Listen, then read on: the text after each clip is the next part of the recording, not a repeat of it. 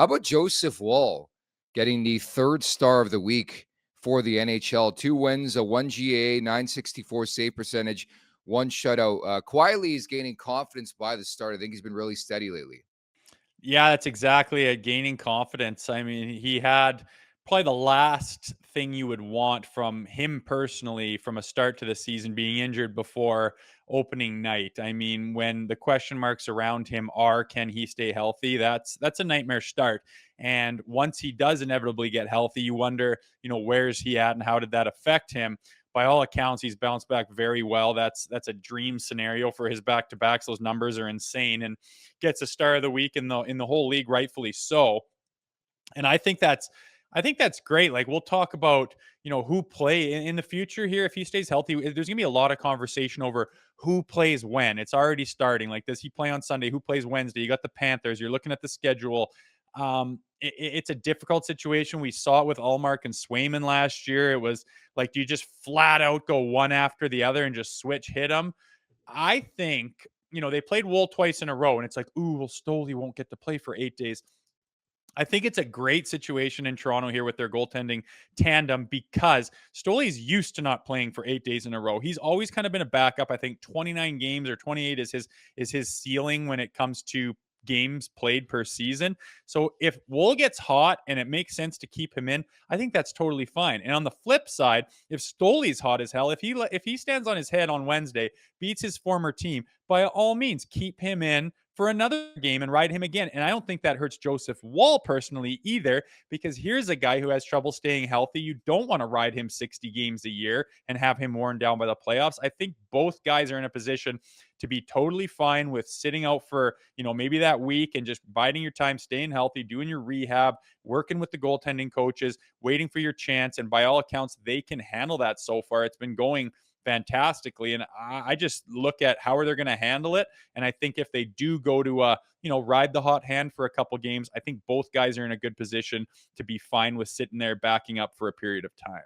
It's a good issue to have. I would definitely agree with you. Saw your tweet the other night as well. You said the Leafs legit have 2 rock solid goaltenders. Awesome. Hashtag LeafsForever. Really building in those hashtags in your X tweets these days. I don't know if we call it X or Is tweets that or a whatever thing? we call it.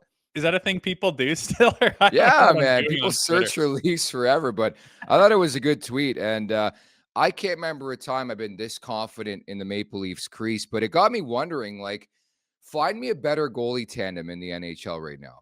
You probably can. The numbers speak for themselves. The Leafs tied for second in goals allowed right now, 2.48 per game. Yeah, it's the Berube effect, but the goalies have been great, man, whether it's Stolarz, Hildeby, or Joseph Woll for that matter.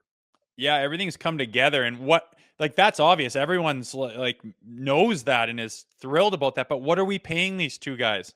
It's like $3 million for both. It's like out of control value. It's the absolute dream scenario when you're signing goaltenders. Like both of them are capable, playing way over their head, way over their contract, and you're not breaking the bank on getting them. And neither of them are like getting their toes stepped on by like what is this sharing bullshit? I'm a starting goaltender. I have way more value than this guy. It's hurting my stock not playing. There's none of that. Stoley's been used to it. He steps into this big market in the limelight, handles it perfectly, but as a guy that's not, saying I'm a Vezina winner and I need to play every night. And then you got Woll, who's doesn't have a ton of experience. By all accounts, could easily be a starter. They both could at this point, but they're just everything lines up well for the Maple Leafs right now, and nobody knows what the future is going to hold. But so far, I think that Tree Living is looking like a genius by having these guys be their tandem. It could not be working out much better. Talk about extracting value. It's been sensational thus far. Some comparable tandems, I would say, around the league right now. Anderson and Kochetkov, but they're never healthy in Carolina. I think Washington maybe is the closest second. Like I do truly feel like the Leafs have the top tandem in the league right now. Not to the effect of Swayman Allmark, but these guys have been awesome through 21 games. Washington's in that conversation as well with Logan Thompson and Charlie Markstrom, Lindgren. Allen. Yeah, but that's not really a tandem. I think Markstrom's a definitive number one there. I just stole it from Vic anyway. He put it in the Oh, chat. okay. I didn't see it in the chat there. I think Markstrom is more the definitive number one, but I would say Jake Allen is a really, really sound backup. Like that's how I view him. But I think he could be the best backup in the league. Calgary I'd throw into the equation as well. Dustin Wolf has been tremendous. Vladar as well. But I honestly, like, bias aside, I think having this conversation, I think Toronto has got the best tandem in the league right now. It's crazy to even say that or suggest it. I think the results speak for themselves, the numbers and what these guys are doing. Stoley's been ridiculous during Woll's absence, and Woll has only come back as strong as you would have hoped and taken the reins as well. So I love the fact that it's not like a Markstrom Allen, because that's a very good tandem too. And it's a good point by producer Vic that Yeah. that's someone you could look to that could, say, well, they're pretty good too.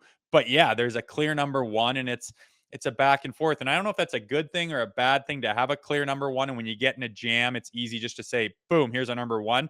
And there will be times in this season, you just wait, when it's kind of controversial on who they go to and who they use. And it's very difficult to decide who's a better play. But again, like I mentioned before, I think the fact that they're both, solid, capable guys, but who have not established themselves as number one guys, I don't think their ego is going to get in the way. And I think they could do exactly what they're doing for the rest of the season and just switch hit it perfectly.